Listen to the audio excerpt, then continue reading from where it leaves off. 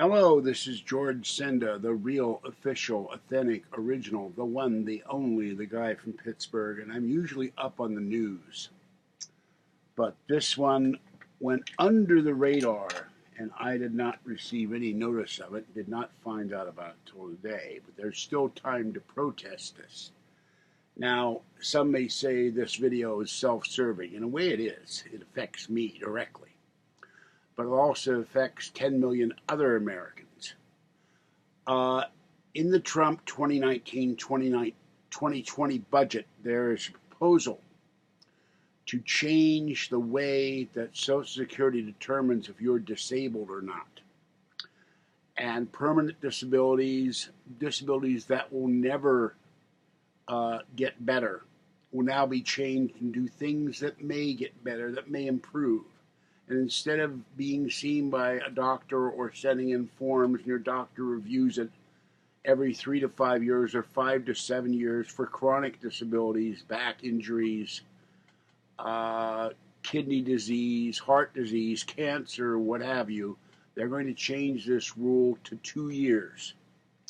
And this could cause millions of people to get thrown off disability. Many cannot leave the house, many cannot fill out forms, and many could die.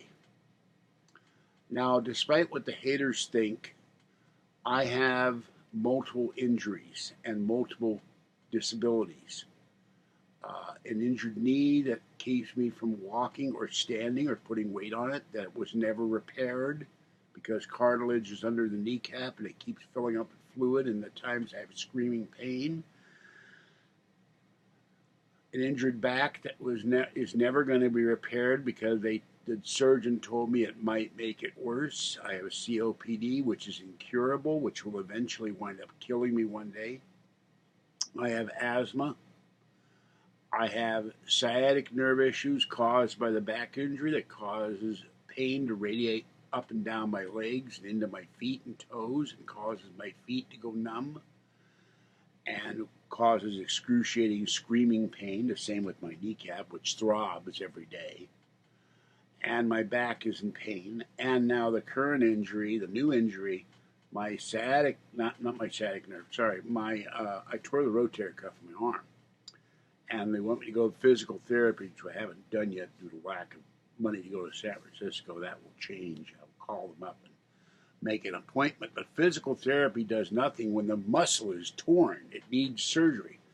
But the doctors are obsessed with physical therapy. Like they were on my right knee when I fell on Bart 15 years ago and fractured it. They had me swim in a wading pool like a little kid. That did nothing for me. It did nothing to my late mother when she had crushed and missing disc in her spine. And they operated on her. She had do not resuscitate orders. She died on the operating table. Heart stopped. They brought her back. And I got told by a doctor that we ignore do not resuscitate orders, which shocked me.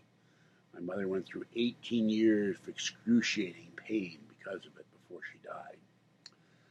So President Trump had said in 2015 he would not make cuts to Social Security and Medicare. He has. He's made cuts to food stamps. This is shocking to me. I never thought he would do this. I don't know if he's doing this directly or if it's a guy named Mulvaney at Health and Human Services is doing this on his own, and Trump is not aware of it.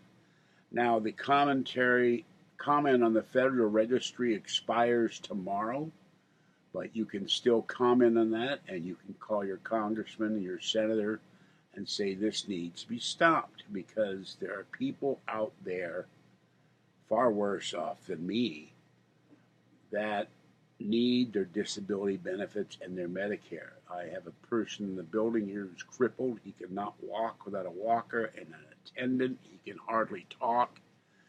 And I've watched his disability get progressively worse over the last 12 years I've lived in this building. He would not survive if he was cut off disability. He would die. And I read a story that a woman had stage 4 cancer. It spread to her breast and her lungs. She's on disability. She cannot work, and that's the criteria for getting disability income. You're not able to work for 12 months or more. But if they cut her off, she could die. She'd lose her medical benefits. So no matter what you think of me as a person, what you think of my politics or what have you, I am disabled. I have to keep taking this arm and holding it under this arm to try to stop the pain that radiates from the muscle all the way down to my hand. And there have been periods where I'm right-handed, which causes a real problem. I can't lift anything heavy. My doctor told me, don't lift anything heavy. So when I carry groceries, I keep forgetting I'm not supposed to carry groceries, and the pain radiates up and down my arm. And I tore this rotator cuff once years ago, falling off a ledge, putting up Christmas lights for Kathy. And the new injury, it has to be operated on at some point, or it will come when it'll be too late. So I'm going to post the links to the stories. Now, Motley Fool thinks nothing will happen to this because the Democrats in the House will not allow this to occur. But there's no guarantee of such things. Of course, if President Trump is convicted of the impeachment, it will become a moot point. Then it will go to Mike Pence, and they'll probably go after him next. I'm sorry for laughing. It's nervous laughter. But this whole thing about the president being impeached is ridiculous because the Democrats have never acknowledged the election results. And one of the big lies out there, actually two, that Hillary won the popular vote. There's more than enough evidence. If you look on Google, you get a whole bunch of liberal commentary how she won the popular vote. I had to look for 20 minutes, and I found 2 links and a study saying that they determined that 3 to 4 million illegal aliens voted for her, particularly in California. She did not win the popular vote. Illegal aliens are not allowed to vote, so it's a legal vote. And the other comment that were made at the time of the debates is that Donald Trump would not abide by the results of the election if he lost. And Hillary said she was horrified, and horrified is used as a wrong term by people. A horrifying event is not someone deciding they're not going to abide by the results of election. Horrifying is seeing someone die or get wounded in front of you at a shooting or in a car accident or something. That's horrifying. But it's misused and overused. But I found the link. I posted on my forum in 7 days in May about a coup attempt, military coup of the United States. That President Kennedy supported the making of the movie. And Donald Trump said flat out, if he loses, he would abide by the results of the election. This was on NPR, and he would support Hillary Clinton as president. In other words, he would not contest the election. And those who are not old enough to remember, in 1960, where he lost by approximately 100,000 votes, and probably due to voter fraud in Chicago, Richard Nixon said he would not contest the election in court because it would tear the country apart. And that's what we're going through now. It's tearing this whole impeachment process, the anti-Trump movement, I can't think of the word, somebody criticized people at the Golden Globe, Ricky Gervais at the Golden Globes, for their attitudes when they get money from Disney and other major companies. This whole thing about political opinions of actors, they're paid to act, not to give opinions, like Patrick Stewart, how he thinks the United States and the UK are effed. And he's going to slant the card to an anti-Trump agenda. I'm not watching Star Trek to have an anti-Trump agenda thrown at me. I'm watching Star Trek to watch Star Trek. Or Picard, and I won't watch Picard. Because there's just too much politics put into entertainment, and I watch entertainment to be entertained. All right, I will put the links in this for those that are affected or interested. You have till tomorrow to comment on the Federal Register.